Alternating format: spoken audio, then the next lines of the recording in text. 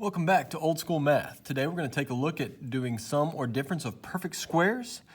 And this is going to be extension on our first lesson on factoring quadratics with a leading coefficient of 1. So if you look at some of the practice here, you'll see that none of these have a leading coefficient of 1, although you could. A good hint that you have a sum or difference of perfect squares is to check the first and last terms to see that they are perfect squares. Now I wrote on this note-taking guide here all the perfect squares up through 15. And the reason I did that is you'll see these pretty commonly on the ACT. It wouldn't surprise me for you to see 196 or 255 or 169. They want you to know the first 12, but if you know 13 through 15, that just speeds up the process a little bit, especially when you're trying to do a factoring problem. Now, one other thing that you're going to want to look for in these is if you have a greatest common factor. Of course, greatest common factors should be factored out before we start any of our factoring processes. So sum or difference of perfect squares are of the form a squared x squared plus ax or abx plus b squared, where a and b are just numbers, okay? So if we look at example 1, we know that 16 is a perfect square. We could write that as 4 squared x squared, and that'll help us here in a minute. Differences of perfect squares are usually easier to identify. They're just a squared x squared minus b squared. And these can be factored with very little work. So if we look at some examples together, we see this 16x squared could be written as 4 squared x squared. And this 9 could just be written as its perfect square of 3.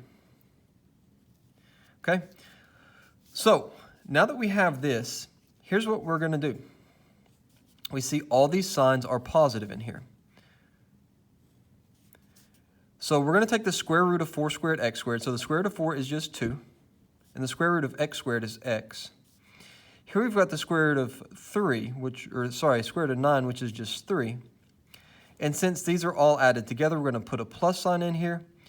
And this thing is squared. So another way of writing this would just be 2x plus 3 times 2x plus 3, but we're going to write it like 2x plus 3 squared. Let's take a look at number 2, 25x squared minus 16. So we can rewrite the 25 as 5 squared x squared minus 4 squared. Now a difference of perfect squares works a little bit differently.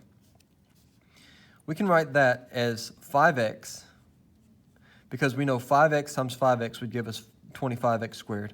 And we're going to open up another parentheses here of 5x. So 5x times 5x is 25x squared. 4 times 4 will give us 16 if we do the last part of FOIL. And to cancel out the middle term there, there's no x term in this, we have to make one of these a positive and one of these a negative. If we went through and did the FOIL, and I'm just going to do 2 steps here, 5x times negative 4 is going to give us negative 20x. And 4x times 5 is positive 20x. So a positive 20x and a negative 20x cancels out, just leaving you with 25x squared. And then positive 4 times negative 4 is negative 16. So this here is our factored form, 5x plus 4 times 5x minus 4. We've got another similar example right here with a difference of perfect squares. We know that 4 can be written as 2 squared, and 25 can be written as 5 squared. So again, we're going to open up 2 sets of parentheses. So in here, we're going to take the square root of 4, which is 2, square root of x squared, which is x, and we're going to put that here as well.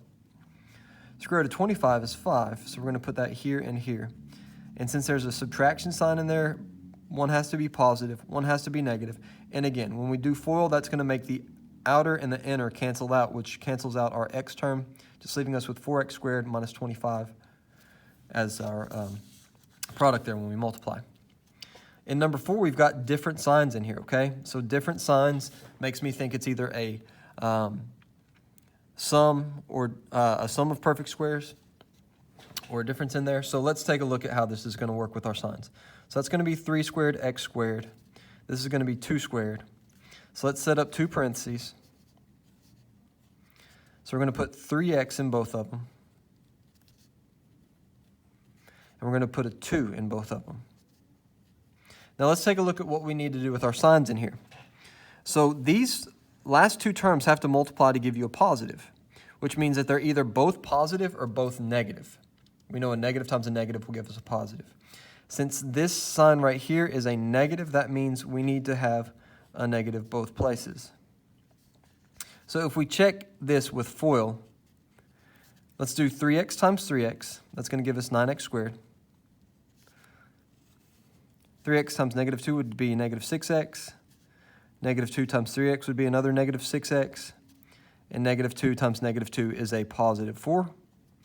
We can combine these two terms here. That would be negative 12x plus 4 and 9x squared. Now, students always ask me why you don't combine the 9x squared and the 12x when you're foiling.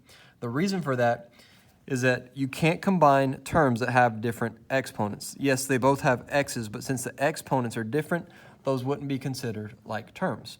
So by using this FOIL here, we realize that we came up with our original answer, which means that this factor here, 3x minus 2 times 3x minus 2, is done correctly. Hope this video was helpful to you. If it was, leave me a comment below. Thank you for watching Old School Math.